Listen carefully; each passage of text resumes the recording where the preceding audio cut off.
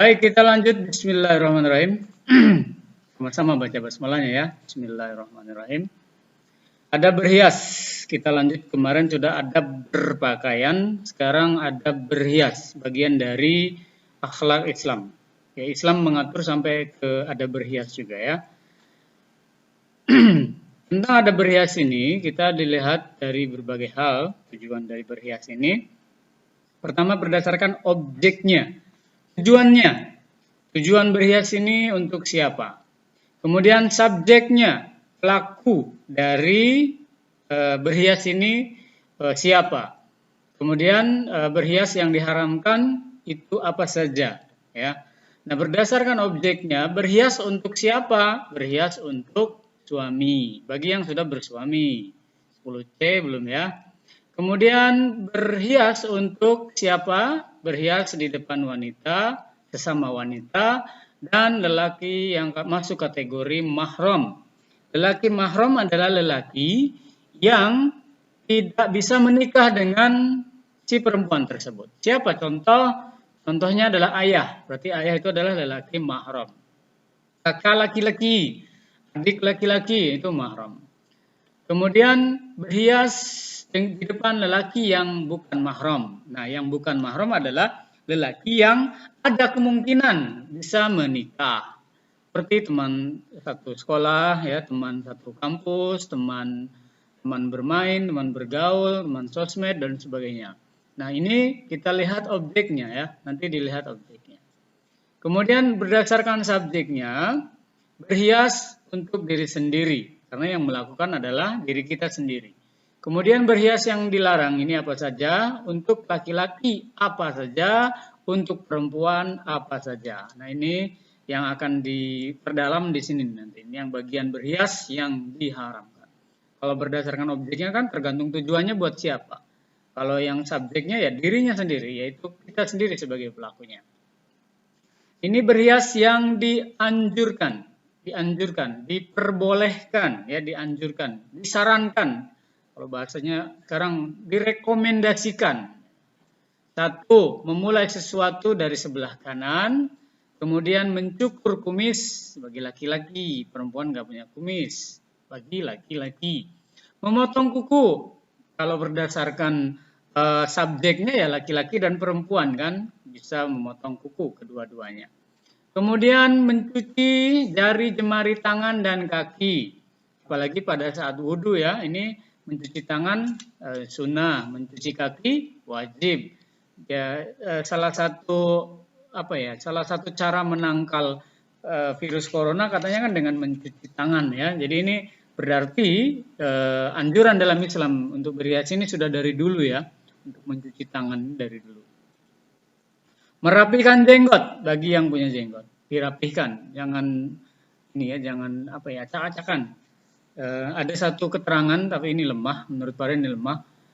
Kalau laki-laki berwudu terus ada jenggotnya gitu kan, nah ada air yang menetes dari jenggotnya itu satu tetesan airnya itu dijadikan bidadari ya, nanti di surga. Tapi itu Allahu a'lam ya. Selanjutnya bersiwak. Ini yang gambar bersiwak, yang belum pernah tahu bersiwak ini siwak ya, siwak. Kalau sekarang udah berubah jadi sikat gigi ya, bersiwak. Bahkan jadi pencuci mulut juga ada ya, seperti sebut saja mereknya misalkan Listerine siwak, itu sudah ada. Istinsyak itu ketika kita berwudu ya, ngapain? Yaitu memasukkan air ke dalam hidung, itu istinsyak. Ada sunnah tapi ya, di dalam wudu ini sunnah. Kemudian mencabut bulu ketiak. Nah, bulu ketiak jangan dicukur tapi dicabut. Kalau dicukur, dipotong, nanti tumbuhnya jadi keras ya. Diketek tumbuhnya jadi keras, kalau nusuk-nusuk kan susah dia jalannya. Nah, jadi dicabut. Pak, dicabut sakit. Nah, gimana nih mencabutnya? Cabut setelah mandi. Cabut setelah mandi biasanya kan pori-porinya itu berkembang gitu karena basah, jadi mudah untuk dicabut. Ya, jangan digunting, dicabut. Kalau rambut kemaluan itu baru dicukur ya, jangan dicabut. Ya, kecuali kalau kaliannya kuat ya dicabut monggo ya. Selanjutnya berkhitan. Berkhitan ini juga yang dianjurkan ya. Kalau laki-laki malah wajib ya. Perempuan juga. Kemudian bersisir ya. Sisir ya, jangan acak-acakan rambutnya. Bercelak mah, bercelak. Bagi yang belum tahu bercelak ini. Jadi matanya dihitamin pakai ini celak. Ini namanya celak. Dihitamin. Boleh nggak? Ya boleh. Monggo. Kemudian ada berias-berias yang diperbolehkan. Laki-laki tidak boleh ya pakai sutra. Tapi kalau perempuan diperbolehkan pakai sutra. Kenapa perempuan boleh, laki-laki nggak boleh? Ini secara ilmiah juga ada alasannya.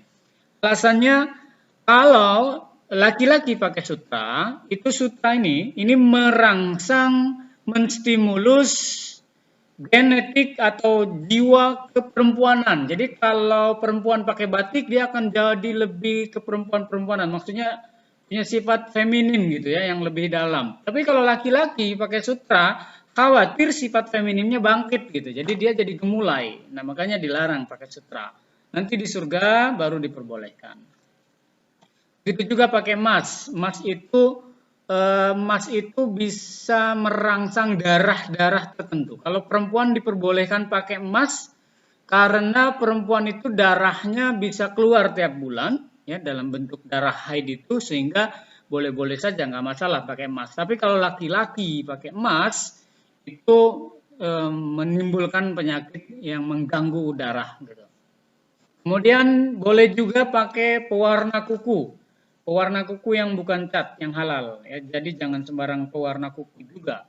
Apalagi kalau mengandung darah babi, misalkan di pewarnanya itu sudah haram ya, ada darah babinya.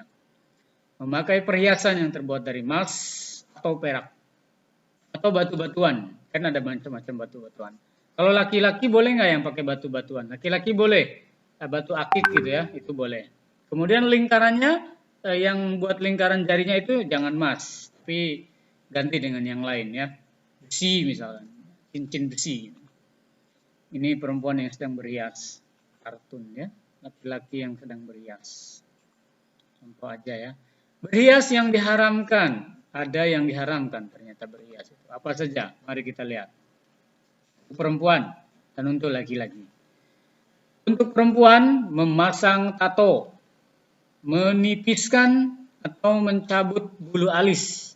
Kalau menghias alis boleh-boleh saja ya, tapi jangan sampai merubah esensinya gitu. Merubah esensinya. Tadinya bentuknya melengkung, kemudian dia jadi berdiri gitu ya. Wah, kemudian apalagi sampai diputer-puter alisnya gitu ya, saking banyaknya gitu.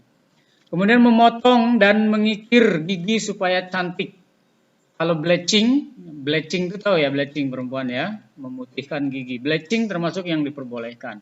Tapi kalau memotong kemudian mengikir gigi, mengikir tuh apa ya? Kayak dikikir, diserut gitu, kayak diserut gitu. Nah itu yang nggak boleh.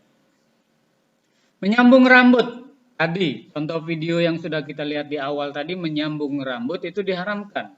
Menggunduli rambut, ya. Kecewa dia dengan hidupnya, kecewa dia dengan pasangannya, digunduli rambutnya. Itu nggak boleh ya. Sebagai perempuan jangan digunduli rambutnya. Ada juga ya yang rela digunduli bahkan karena tuntutan main sinetron misalnya, terus digunduli. Karena berperan sebagai pemain bola digunduli. Dalam Islam diharamkan itu. Mengikir sela-sela gigi, mengikir gigi dan mengikir sela-sela gigi diharamkan. Kalau dibersihkan ya itu justru boleh ya, biar nggak bau kemana-mana gitu. Kemudian untuk laki-laki memakai emas, memakai kain sutra, kecuali dalam keadaan kondisi terpaksa, dipaksa misalkan ditodong, pakai ini emas nih, pakai ini ya, pakai ini sutra nih, ditodong gitu ya dalam kondisi terpaksa, dipaksa. Kita bahas satu-satu ya, yang diharamkan ini. Pertama bertato. Menurut ulama fikih, tato itu adalah sesuatu yang najis ketika dilakukan karena di sana ada darah yang tersekat. Jadi di sini nih, di sini ketika ditusuk-tusuk gini, ya, pakai alat tertentu, itu ada darah yang terambil, tersekat di situ, membeku. Ya, jadi darah itu kan sesuatu yang najis ya. Jadi kalau pendapat lain mengatakan ini haram, salah satunya karena ketika bertato seperti ini menghalangi air wudhu untuk nempel. Apalagi kalau ditato di anggota-anggota wudhu gitu ya, itu ketika berwudu nggak masuk air wudunya, sehingga wudunya kan nggak sah kalau airnya nggak masuk. Kalau wudunya nggak sah, berarti ibadahnya, sholatnya juga nggak sah. Pak, tapi bukan di anggota wudu, misalkan di punggung bikinnya, boleh nggak? Nah, suatu saat dia punya hadas besar harus mandi, air nggak masuk, nah berarti nggak sah kan mandi besarnya. Gitu ya. Kalau bisa yang udah punya tato, misalkan seandainya ada saudara, tetangga atau siapapun punya tato, kalau bisa dihilangkan, kan ada tato yang bisa dihilangkan. Kalau tato-tato warung itu ya boleh-boleh saja ya, kan juga bisa digesek-gesek hilang ya. Ini tato yang permanen itu ya. Nah kalau bisa dihilangkan ya dihilangkan. Kalau nggak bisa misalkan menyebabkan cacat fisik ya menurut ini tidak mesti dihilangkan. Insya Allah kalau dia sudah bertobat dengan tobatan nasuha, diampuni dosanya, kembali seperti bayi yang baru dilahirkan, bersih kembali, suci kembali gitu ya. Menurut Ibnu ini ada sebuah hadis dari Ibnu Umar radhiyallahu anhu berkata Nabi Shallallahu alaihi wasallam melaknat perempuan yang menyambung rambut dengan rambut yang lain dan orang yang meminta disambungkan rambut dan orang yang bertato. Jadi dilaknat Rasulullah.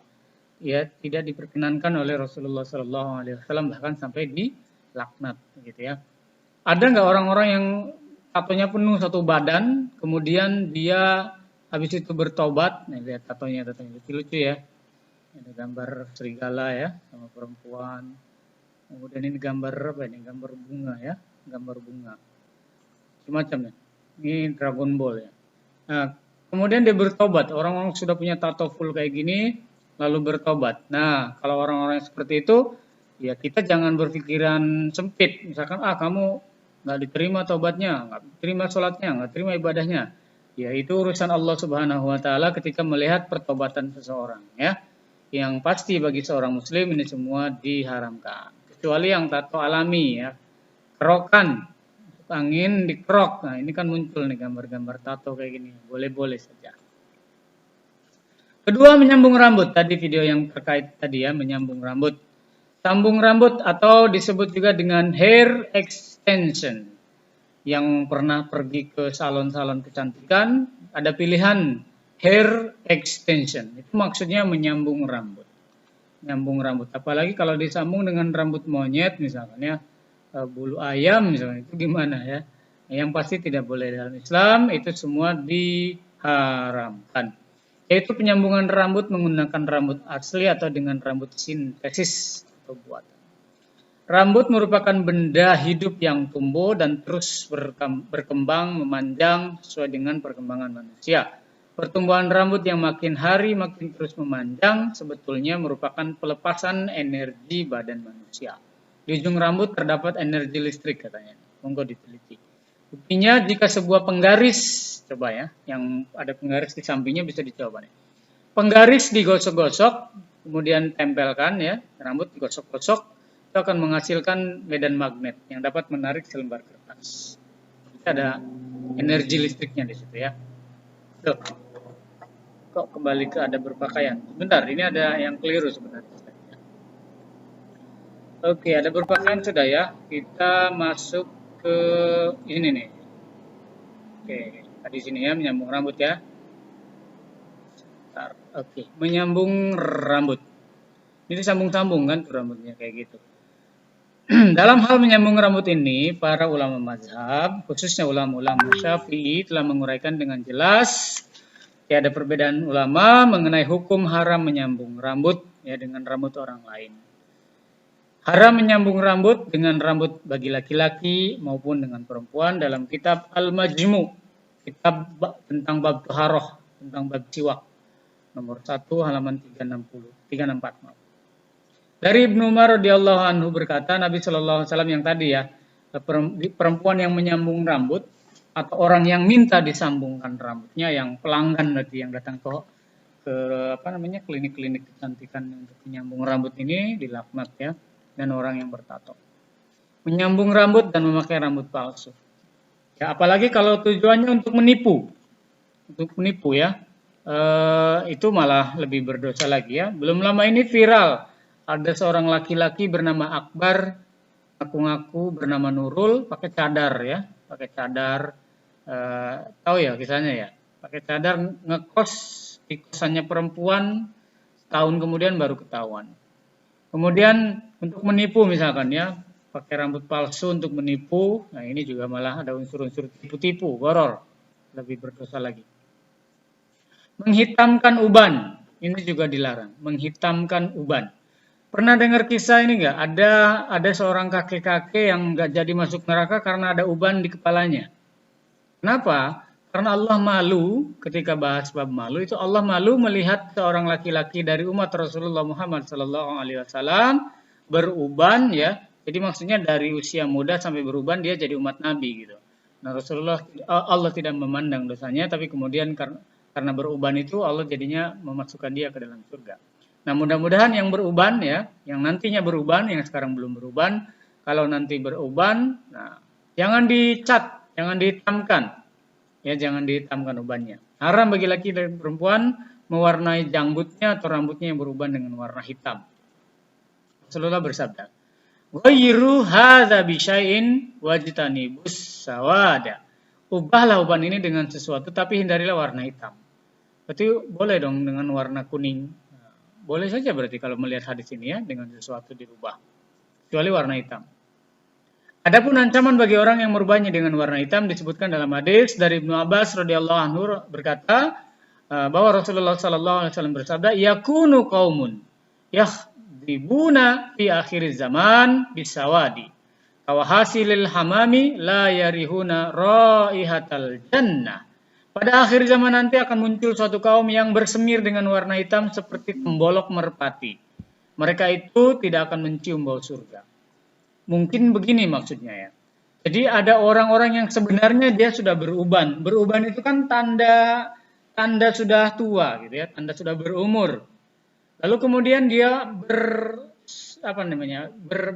berhias dengan warna rambut yang berhitam sehingga seolah-olah nampak muda kembali. Dan itu semua dijadikan untuk bermaksiat. Nauzubillah. Dia bersemir dengan warna hitam tadi. Tidak akan mencium bau surga, padahal bau surga wangi gitu ya. Di sana ada sungai Al-Kausar ya, ada sungai yang terbuat dari misik, wangi, minyak wangi yang paling wangi. Nah, dia tidak akan cium bau surga. Hikmah kenapa ini dilarang ya? Perbuatan menghitamkan uban mengandung unsur-unsur pemalsuan dan mengubah keadaan yang sebenarnya. Dengan menggunakan warna hitam, seorang dewasa akan kelihatan seperti remaja atau orang tua kelihatan muda. Hal itu tentu berlainan dari keadaan yang sebenarnya. Udah tua jadi nampak muda. Larangan mencabut uban, ya, jangan cabut uban. Ya, mudah-mudahan nanti kita termasuk yang udah beruban ya, jadi masuk surga gara-gara uban, ya kan? Hadis dari Abdullah bin Umar, Rasulullah bersabda, uban adalah cahaya bagi seorang mukmin. Tidaklah seseorang beruban walaupun selai dalam Islam, melainkan setiap ubannya akan dihitung sebagai suatu kebaikan dan akan meninggikan derajatnya. Ya, semakin beruban, ya, semakin putih, biarkan saja berarti memutih ya. Tahun 2012, Ismail Galvan dari Museo Nacional de Naturalis dari Spanyol ya, melakukan penelitian tentang uban. Dari hasil penelitian Ismail Galvan ini, ternyata uban merupakan tanda Anda akan memiliki hidup panjang dan sehat. Namun kabar buruk bagi Anda yang memiliki rambut merah, karena ini terkait tingkat yang lebih tinggi untuk mengidap kanker. Waduh, naudzubillah. Cek ubannya, warna putih apa warna merah? Kalau warna putih tanda panjang umur dan sehat, kalau warna merah, kalau kalian kan belum beruban ya, mungkin ibunya atau ayahnya dicek ada rambutnya yang udah memutih atau belum. Atau jangan-jangan memerah ya. Ini harus berhati-hati, berarti harus menjaga kesehatan. Pada manusia, melanin kulit, rambut, dan bulu merupakan jenis yang sama. Hal ini membatasi pengetahuan pada konsekuensi fisiologi pigmentasi, kata Galvan.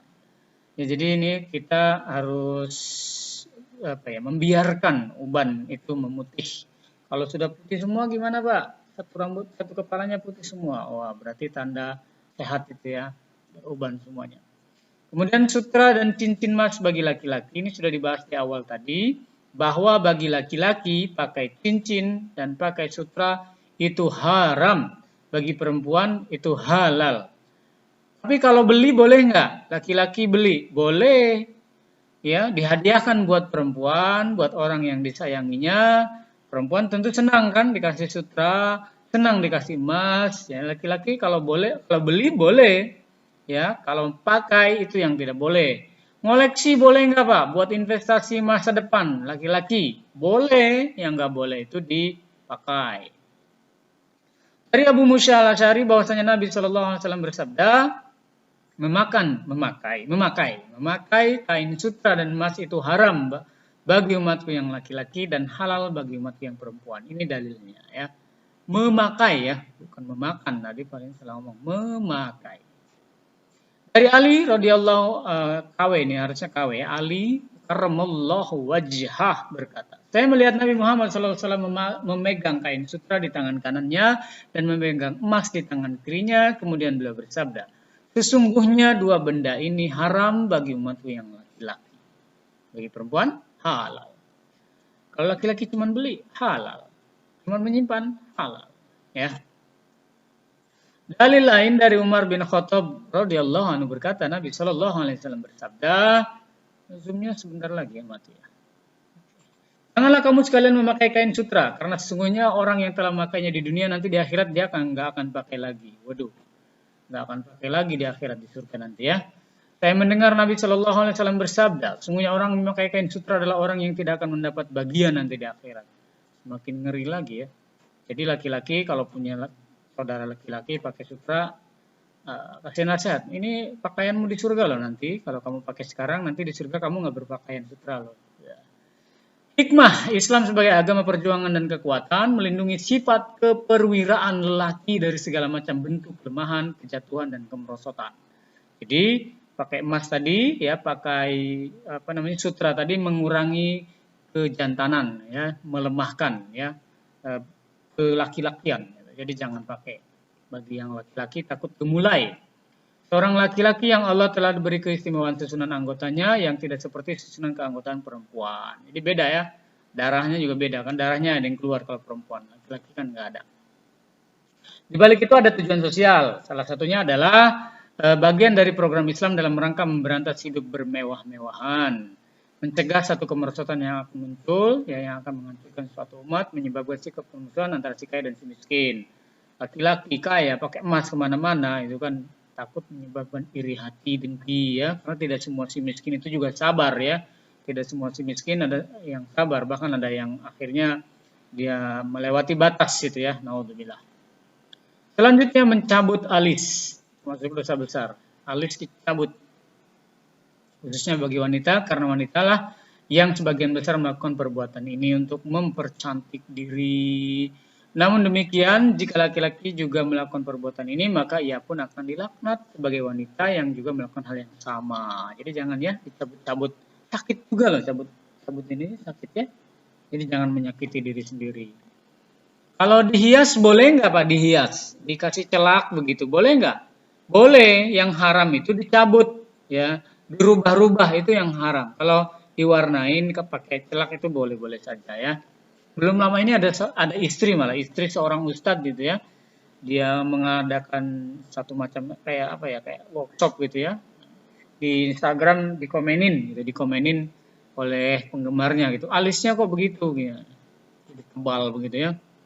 Cabut alis, nggak boleh. Dari Abdullah bin Mas'ud radhiyallahu anhu dia berkata, Allah melaknat wanita yang mencukur alisnya dan wanita yang minta dicukur alisnya, wanita yang minta direnggangkan giginya untuk mempercantik diri, yang mereka telah merubah ciptaan Allah. Jadi di sini ada esensi merubah ciptaan Allah. Dikerok lah habisnya, terus nanti ditambal dengan alis palsu. Iya itu juga nggak boleh ya. Alis ini alis dendam nyiblorong kayak gini nih alisnya nih gambarnya. Ini untuk lucu-lucuan aja ya. Alis paguyuban tanah Cicadas. Bertemu ya. Alis Korea fail. Alis naga bulu kumbaba. Alis celurit tukang begal. Alis gunung kelut kembar, ada matahari di tengah. Ya, ini ngubah-rubah seperti ini ya, nggak boleh. Ini single ya, cuma satu doang. Ini relationship. Ini NJZ ya, udah bertunangan. Ini PHP.